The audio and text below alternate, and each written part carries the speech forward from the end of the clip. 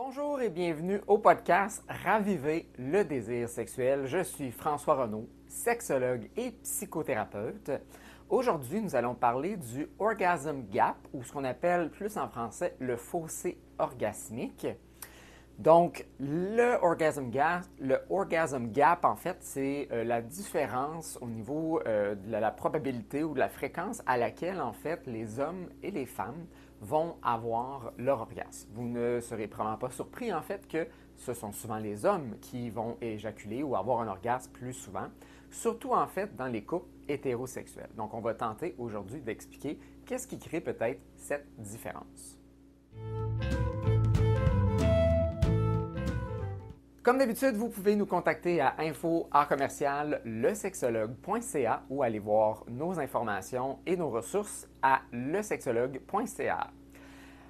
Aujourd'hui, avant d'aller dans le podcast, le sujet du podcast de la journée, en fait, j'aimerais vous parler de la dernière chronique que j'ai faite à Radio-Canada à l'émission de Penelope McQuaid. En fait, j'ai invité mon fils à venir participer en tant que témoin sur l'émission avec son amie Rosemary Shiva et la mère en fait de Rosemary, Amélie Robichaud. Je vous propose fortement d'aller voir cette chronique radio qui a été mise jeudi le 29 mai. Vous allez le voir en rattrapage. Si vous allez sur Google, vous tapez Penelope McQuaid Radio, vous allez dans la section rattrapage, vous allez voir le 29 mai. Super de belle entrevue avec les deux enfants. Penelope a fait une excellente job. Ça avait vraiment beaucoup été apprécié aussi par les auditeurs et les auditrices. Donc, je vous le recommande fortement. C'est très cute comme entrevue. Les enfants ont super bien participé. Malgré leur petite anxiété, ils ont fait un excellent travail. Donc, je voulais davantage souligner cette chronique qu'on a eue. Et aussi, en fait, la deuxième chronique que j'ai faite avec ma collègue Sarah Mathieu-Chartier. On a parlé en fait justement de la gestion de l'écart de désir qu'on peut avoir dans un couple, qui fait référence à mon programme Raviver le désir sexuel. Donc, si vous êtes intéressé d'avoir un petit glimpse, un petit preview un peu de comment ça se passe, en fait, cet écart de désir-là, comment on peut se sentir étant le partenaire qui a moins ou plus de désir, et qu'est-ce qui est important finalement à explorer et comment on peut commencer à le travailler. Vous allez avoir un petit glimpse dans cette entrevue d'une vingtaine à trentaine de minutes avec ma collègue Sarah Mathieu. Donc, le orgasm gap, donc le fossé orgasmique, la différence de la probabilité ou des chances en fait qu'on ait un orgasme. Et comme je l'ai mentionné au début de la chronique, on réalise en fait quand on fait des études par rapport à ça entre les couples hétérosexuels, gays et lesbiennes, les hommes hétéros sont ceux en fait qui ont le plus souvent des orgasmes. On parle de 95% du temps que les hommes vont avoir des orgasmes. Pour les hommes homosexuels, en fait, ça diminue. Je pense qu'on parlait d'à peu près 89%, donc pas une très grande différence, mais on voit quand même une différence, une mini-différence au niveau du pourcentage. On remarque par contre que les femmes dans des couples hétérosexuels ont seulement des orgasmes dans 65% du temps. Et dans les couples lesbiennes, on parle de entre 75 à 85% du temps. Donc, on voit que dans les couples hétérosexuels, les femmes semblent être un peu désavantagées finalement pour ressentir ce type de plaisir-là dans la sexualité. Donc, je ne suis pas quelqu'un d'habitude qui met beaucoup d'emphase sur avoir des orgasmes. Donc, c'est le fun, c'est agréable, mais souvent on met comme vous avez peut-être déjà écouté dans des podcasts ou certaines de mes entrevues que j'ai déjà faites ou mes blogs, je parle à quel point on met beaucoup trop d'emphase en fait sur l'orgasme et cette importance-là souvent mine à notre plaisir, mine finalement aussi à amener de la variété, créer une relation sexuelle en fait qui est beaucoup plus variée dans notre sexualité et quand on focalise trop en fait sur l'orgasme, mais si c'est seulement ça notre objectif, ça devient souvent mécanique et les gens souvent ont plus l'impression après un certain temps d'avoir été ensemble de finalement se masturber un peu dans l'autre. Mais malgré cette réalité-là, il faut quand même se questionner pourquoi est-ce que la majorité des hommes dans les couples hétérosexuels ont tendance à avoir des orgasmes presque tout le temps, tandis que les femmes, on parle d'une baisse en fait par rapport à ça. Et donc, je voulais un peu l'expliquer avec les hypothèses que je peux amener. Donc, on peut certainement mettre de l'avant que l'orgasme masculin, par exemple, il est souvent le facteur qui va mettre fin à une relation sexuelle. Pas qu'on est obligé de terminer de cette façon-là, mais c'est souvent en fait le scénario qu'on décrit en clinique et que quand on parle, on regarde, là, on fait des études par rapport à ça, c'est souvent ce qui termine. Une des raisons pourquoi ça se termine aussi de cette façon-là, c'est souvent suite à l'orgasme masculin, on remarque une période réfractaire et donc la période réfractaire fait en sorte qu'on a l'incapacité de ressentir une excitation. C'est difficile, voire impossible d'avoir une érection suite à un orgasme. Tandis que les femmes, malgré qu'ils peuvent avoir leurs orgasmes, peuvent souvent continuer à avoir une relation sexuelle avec ou sans pénétration. Tandis que les hommes, une fois qu'on a eu notre orgasme, souvent l'érection devient, le pénis devient flasque, on perd notre érection et il est impossible par la suite de continuer la pénétration. Il est certes possible de faire autre chose, utiliser ses doigts, utiliser sa langue, etc. Mais l'excitation souvent, non seulement l'érection, mais l'excitation aussi diminue. Tandis que les femmes, suite à un orgasme, bien, soit peuvent en avoir d'autres ou peuvent rester à un certain degré excitées. Et la pénétration reste possible quand on pratique la pénétration, tandis que chez les hommes, ça devient impossible pendant un certain temps. Quand on est jeune, on a 19, 20, 30 ans, on peut avoir une érection, une deuxième érection parfois assez rapidement. On parle parfois d'une période réfractaire de moins d'une minute, tandis que plus qu'on vieillit, dans la quarantaine, la cinquantaine, la soixantaine, cette période réfractaire-là peut prendre des heures, voire même des jours. Donc, il y a des hommes dans la cinquantaine, la soixantaine, qui ne seront pas capables d'avoir d'érection après plusieurs heures, voire même 48 heures, 24 heures avant de pouvoir ressentir une excitation. On remarque souvent, en fait, chez les hommes aussi, une genre de fatigue après une relation sexuelle. Donc, il y a beaucoup d'hommes, en fait, qui s'endorment ou qui sont juste comme épuisés après. Je ne peux pas vous dire exactement pourquoi on voit davantage ça chez les hommes. On pourrait peut-être expliquer que, bon, l'activité sexuelle reste une certaine activité physique de façon générale, sans être dans la généralisation totale. Les hommes sont souvent ceux qui vont davantage être ceux qui vont être mobiles, qui vont devoir soutenir leur poids ou le poids, en fait, de leur partenaire dans une relation sexuelle. Donc, il y a peut-être un certain épuisement aussi après cet entraînement-là physique, mais le fait aussi d'éjaculer, d'avoir un orgasme peut aussi davantage épuiser. Il y a un certain relâchement par rapport à ça. Donc, ce qui pourrait potentiellement expliquer aussi le désintérêt qu'on voit chez les hommes. Donc, non seulement l'incapacité d'être excité et de prendre peut-être plaisir, mais il y a comme un épuisement aussi physique qui fait que souvent les hommes, après avoir éjaculé, sont comme un peu trop épuisés pour continuer et il y a souvent un désintérêt par rapport à continuer la relation sexuelle parce qu'ils ne ressentent plus nécessairement de plaisir. Et souvent, quand on n'est plus capable d'être excité, le fait de, par exemple, toucher des organes génitaux, autant masculins que féminins, là, ça s'applique pour les hommes et les femmes, il y a comme parfois comme un désintérêt, en fait. On n'est plus excité, l'approche, en fait, des organes génitaux n'est pas nécessairement pareille, on n'a pas autant le goût, ça peut même devenir, voire irritable, finalement, de se faire toucher, de se faire caresser. Puis ça, on le voit autant chez les hommes que chez les femmes, malgré que souvent, les femmes, quand ils ont un orgasme, eux, il y a comme une capacité, des fois, de continuer. Donc ça, c'est un peu les explications, si vous voulez, parfois physiologiques ou médicales de cette situation-là, les différences entre les hommes et les femmes. Mais il y a évidemment d'autres situations qui l'expliquent ou d'autres éléments qui l'expliquent qui sont plus peut-être sociologiques, des choses qui sont construites aussi alentour de la situation. Donc, les autres éléments, c'est qu'on donne souvent, en fait, davantage d'importance à l'orgasme masculin. On considère que l'orgasme féminin est comme un peu, finalement, secondaire. Pas qu'il devrait l'être, mais on a comme l'impression que les hommes doivent éjaculer. On parle souvent, par exemple, que les hommes doivent se vider les testicules comme si c'était comme un ballon rempli de spermatozoïdes, puis qu'à un moment donné, il fallait sortir ça. Ce qui est complètement faux, en fait. Là. Les spermatozoïdes, en fait, sont à peu près quelque chose comme 0,05% de ce qu'on retrouve dans le sperme, donc le liquide en fait qui sort pendant l'éjaculation. Donc les testicules étant beaucoup plus grosses que ça. Puis de toute façon, quand on éjacule, le sperme ne sort pas directement des testicules. Il est déjà storé en fait à un autre endroit, le cheminement a déjà été fait. Donc, les testicules ne sont pas pleines de spermatozoïdes, ils n'ont pas besoin d'être vidés. On peut certainement sentir un certain inconfort ou une tension qu'on veut libérer, mais ce n'est pas une question qu'il faut que ça sorte. Mais on a souvent cette image-là que les hommes doivent avoir cette décharge-là. Tandis qu'on parle moins souvent des femmes de cette façon-là par rapport à leur sexualité. On n'a pas l'impression que les femmes doivent venir, qu'on doit un peu libérer la soupape d'une certaine façon, mais on a cette vision-là pour les hommes. Donc, comme on accorde davantage d'importance à cette obligation-là d'avoir un orgasme, souvent les hommes aussi vont se plaindre davantage physiquement de le manque de relâchement, surtout s'ils ont eu une excitation, qu'ils ont eu une érection.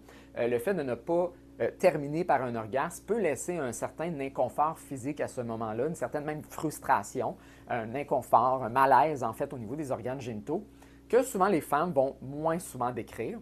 Par contre, il y a beaucoup de femmes dans ma clinique qui vont dire « Moi, si je suis le bord d'avoir un orgasme ou si je n'ai pas eu mon orgasme, il peut avoir une certaine frustration aussi. » Donc, on voit ça aussi chez les femmes, mais on l'entend moins souvent. Est-ce que là, peut-être avec les changements au niveau de la sexualité, l'importance qu'on commence à donner de plus en plus, en fait, à l'orgasme féminin, que les femmes se nomment davantage, en fait, leur inconfort ou leur insatisfaction par rapport à ça. On voit que les hommes, de plus en plus, accordent aussi une importance à donner un orgasme à leur partenaire, voire leur sentiment de compétence, leur identité masculine, parfois même en dépendent. Donc, le fait de ne pas être en mesure de donner un orgasme à leur partenaire est devenu quelque chose qui fragilise, en fait, l'estime personnelle des hommes. Tandis que les femmes, avant, allaient davantage s'attribuer peut-être cette charge-là. Donc, c'est elles qui n'étaient pas capables d'avoir un orgasme. C'est elles qui étaient, entre guillemets, frigides et donc incapables d'avoir un orgasme. C'était quelque chose c'était comme leur problème. Même en sexologie, il y a plusieurs années, on utilisait même ce terme-là d'une femme qui n'avait pas d'orgasme, qui n'avait pas de désir sexuel, comme une femme rigide. Aujourd'hui, on a changé la terminologie parce que ça a une connotation péjorative envers les femmes d'utiliser ce terme-là. Donc, on a arrêté de l'utiliser, mais on peut voir que justement dans la culture, à quel point on attribuait un peu cette faute-là à la femme.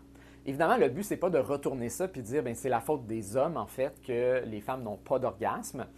Les hommes, dans les couples hétérosexuels, ont certainement un rôle à jouer par rapport à ça, surtout quand on considère que dans les couples lesbiennes, il y a clairement une augmentation de probabilité que ça se passe. Une autre des raisons, justement, c'est que les femmes lesbiennes vont peut-être davantage accorder de l'importance à la stimulation clitoridienne. Donc, au niveau de la structure du corps, le pénis, qui a un gland, est la même structure ou de façon très similaire, en fait, dans le clitoris. Donc, le pénis, en fait, quand on est dans un état de fœtus, on a une absence, en fait, d'organes génitaux quand on est un fœtus, jusqu'à une certaine phase là, de la grossesse. Et éventuellement, en fait, les organes génitaux vont soit se développer en pénis, avec des testicules, ou en fait vont se développer dans un clitoris. Donc, la structure, en fait, qui devient un pénis et le gland, qui est la partie la plus sensible chez les hommes, va se développer en clitoris, en fait, chez la femme. Donc, c'est la structure, l'équivalence de la structure, c'est le clitoris et le gland, tandis que le vagin, en fait, n'est pas, en fait, du tout la même structure chez les hommes. En fait, c'est un autre canot complètement différent qui, en fait, malgré qu'il peut ressentir un certain degré de plaisir, une certaine satisfaction sexuelle, très peu de femmes sont en mesure, en fait, d'avoir un orgasme par la simple stimulation d'une pénétration. Donc, le va-et-vient, en fait, qu'on retrouve dans la pénétration, qui ne crée aucune pression ou vibration, comme par exemple un vibrateur peut le faire, très peu de femmes viennent de cette façon-là. Même celles qui viennent, la majorité, en fait, ce qu'ils vont faire, c'est qu'ils vont stimuler pendant la pénétration soit leur clitoris à l'extérieur avec leurs doigts ou un autre objet ou vibrateur quelconque, ou leur partenaire va les stimuler, ou en fait, à partir de la structure interne, donc à l'intérieur du vagin, on peut mettre une certaine pression ou la vibration des vibrateurs va venir stimuler finalement la structure interne, en fait, du clitoris, ce qui va donner la capacité d'avoir un orgasme. Certaines femmes ont une capacité aussi de mieux contrôler leurs muscles, de contracter davantage le vagin, ce qui permet aussi de stimuler la structure interne du clitoris, qui leur permet d'avoir un orgasme pendant la pénétration. Certaines femmes même disent qu'ils ont besoin de pénétration pour être en mesure d'avoir un orgasme, tandis que d'autres le fait en fait d'avoir une pénétration les empêche même d'avoir un orgasme. Le fait de se stimuler, par exemple, le clitoris et l'intérieur du vagin, en fait, c'est trop grande stimulation, c'est trop complexe, je ne sais pas trop comment le dire, mais c'est trop de stimulation pour avoir en fait un orgasme. Donc, ils doivent soit être pénétrés ou stimuler le clitoris pour qu'ils puissent avoir leur orgasme. Et souvent, pendant la pénétration, bien, les femmes soit ne se sentent pas à l'aise de se stimuler le clitoris, donc se masturber pendant une pénétration, ou n'ont juste pas la possibilité due à la position. Donc, par exemple, pendant une position missionnaire, le partenaire par-dessus, plus difficile d'aller chercher avec sa main sans peut-être blesser ou d'encombrer la pénétration. Il y a certainement des positions plus faciles qui sont possibles de le faire. Parfois, c'est le partenaire masculin qui va stimuler le clitoris, mais des fois, ça peut être complexe de pénétrer et en même temps d'avoir le bon rythme au niveau de la stimulation digitale, par exemple, du clitoris. Donc, ces éléments-là, en fait, si on met beaucoup d'importance sur la pénétration et pas assez sur la stimulation du clitoris, expliquerait en fait ce gap-là qu'on va voir entre les couples hétérosexuels et les couples lesbiennes, de pourquoi en fait il n'y a pas d'excitation. Souvent en fait, ce qu'on appelle les préliminaires, donc là où on accorde de l'importance pour les activités ou la stimulation des organes génitaux avant la pénétration, souvent ils sont utilisés pour préparer à la pénétration. Donc ils ne sont pas en soi un acte ou une relation sexuelle ou dans le but de donner un orgasme, mais souvent, on veut lubrifier assez, en fait, la partenaire et donner une érection assez rigide à un homme pour qu'ensuite, on puisse avoir la pénétration. Et une fois que l'homme vient par la pénétration, bien, la relation sexuelle, souvent, se termine de cette façon-là. Certains couples, maintenant, ce qu'ils ont décidé de faire, en fait, c'est de donner un orgasme préalablement à leur partenaire avant la pénétration. Et après ça, en fait, la pénétration sert à offrir ou continuer le plaisir autant pour la partenaire féminine que masculin pour avoir leur orgasme. Donc, des fois, il y a des façons que les gens ont trouvé de quand même accorder une importance à cet orgasme-là. Mais souvent, en fait, il y a bien des gens qui, malheureusement, bien, si tu n'as pas eu d'orgasme, bien, c'est un peu too bad. Moi, je vais aller chercher mon orgasme. Donc, ça peut créer justement cette différence-là que, par exemple, dans les couples lesbiennes, il va peut-être avoir davantage de stimulation clitoridienne. La pénétration, elle est souvent remise en question. Pas que les lesbiennes ne font pas de forme de pénétration, mais ce n'est pas nécessairement là qu'ils vont davantage peut-être accorder de l'importance ou ils vont davantage accorder de l'importance à la stimulation clitoridienne pour avoir un orgasme. Il y a quelque chose pour certains hommes aussi, et même les femmes en fait, de comme valorisant que l'orgasme féminin passe par la pénétration. Comme si le fait que je te pénètre avec mon pénis et que je te donne un orgasme avec mon pénis, c'était comme plus valorisant et aussi valorisé dans les compétences masculines que si je dois stimuler en fait ton clitoris. Mais le vagin, en fait, c'est comme l'équivalent de tenter de donner un orgasme à un homme en simplement ou seulement en fait en stimulant son scrotum et ses testicules. Est-ce que la sensation de se stimuler le scrotum, les testicules, licher là, ou jouer un peu avec les testicules avec nos mains peut être agréable et plaisant? Tout à fait. Mais je connais très peu, voire peut-être même pas d'hommes du tout, qui sont capables d'avoir un orgasme simplement par la stimulation de leur scrotum. La majorité, on doit toucher en fait le gland, même si on fait juste stimuler par exemple le pénis, beaucoup d'hommes ne viendront pas de cette façon-là. Il faut qu'il y ait une forme de stimulation au niveau du gland. Et donc, si on accorde autant d'importance à la pénétration pour avoir un orgasme, quand on n'est clairement pas en train de toucher la structure des organes génitaux qui est nécessaire, voire pour avoir un orgasme, mais c'est sûr que, évidemment, les hommes vont être davantage avantagés dans la pénétration parce qu'il y a une stimulation justement du gland, tandis que le gland des femmes, il y a un gland en fait même sur le clitoris, ne seront pas du tout stimulés. Donc, il faut davantage donner de l'importance à ça. Et malheureusement, comme je disais, on donne beaucoup d'importance à l'orgasme féminin par la pénétration. On a l'impression que ça donne des meilleurs orgasmes, que ce sont des meilleurs orgasmes et même que c'est meilleur de les avoir de cette façon-là. On a à remercier, peut-être pas remercier, là, mais Freud, en fait, qui il y a très longtemps séparé l'orgasme clitoridien et vaginal d'une façon mature et immature. Donc, avoir en fait un orgasme clitoridien était considéré plus immature, plus un comportement de fille, d'adolescente, tandis que les femmes matures avaient davantage d'orgasmes à travers une pénétration et à travers la stimulation vaginale.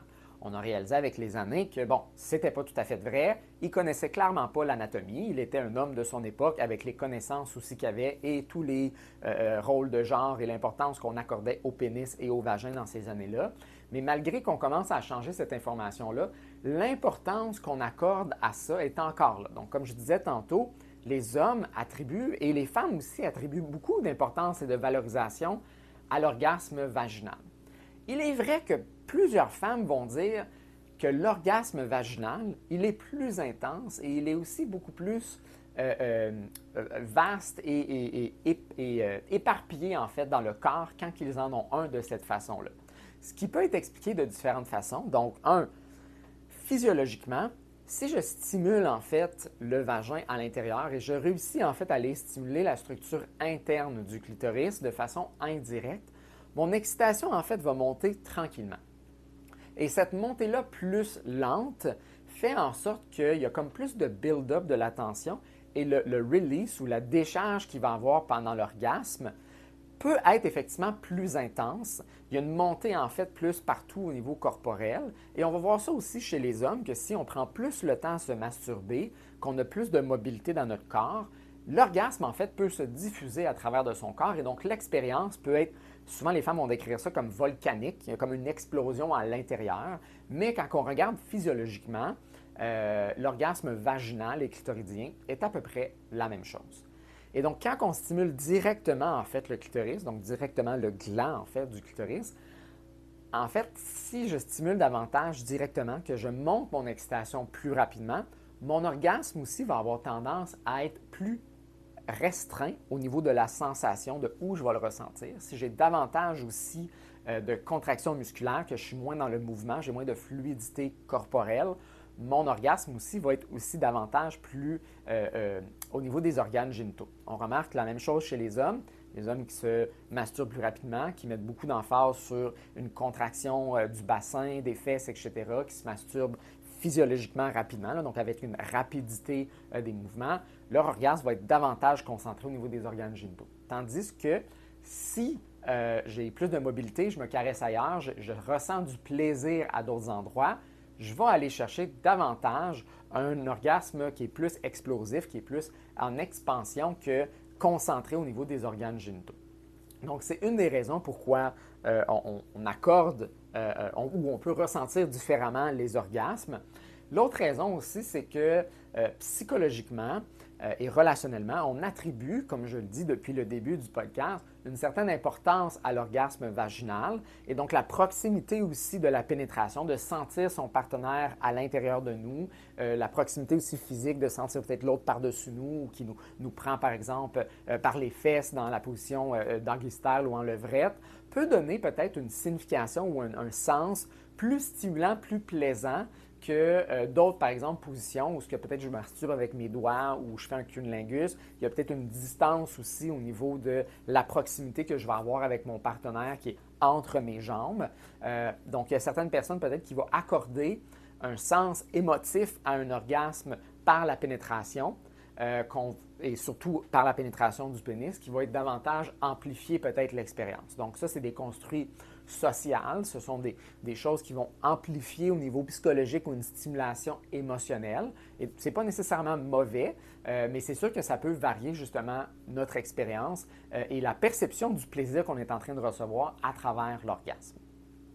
Donc, si vous regardez dans votre couple à vous, dans vos relations sexuelles que vous avez, où est-ce que vous avez tendance à mettre de l'importance à où est-ce que vous avez tendance à stimuler? Est-ce qu'on met de l'importance à la bonne structure? Est-ce qu'on sait comment approcher, trouver le clitoris, le toucher correctement?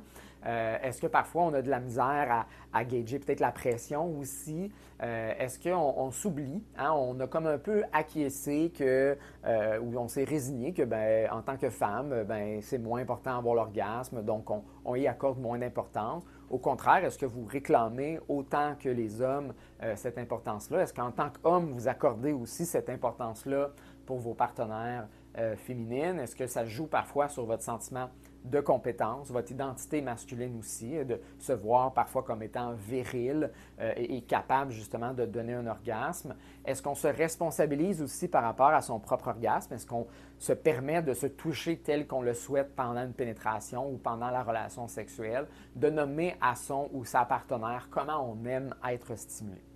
Puis je veux ramener la bémol que j'ai dit tantôt, l'orgasme, c'est plaisant, c'est agréable, mais il ne faut pas y accorder trop d'importance non plus. Et je parle autant pour l'orgasme masculin que féminin. Donc, si c'est tout le temps notre seul et unique objectif à chaque relation sexuelle et qu'on associe en fait le plaisir qu'on a dans la relation sexuelle à l'orgasme, mais on est peut-être en train de passer à côté en fait tous les aspects relationnels, émotifs et psychologiques qu'on peut retrouver dans nos relations sexuelles. Merci de nous avoir écoutés. Vous pouvez nous contacter comme toujours à info@lesexologue.ca ou aller voir notre site web lesexologue.ca. Je suis François Renaud, sexologue et psychothérapeute. Vous avez écouté le podcast Raviver le désir sexuel.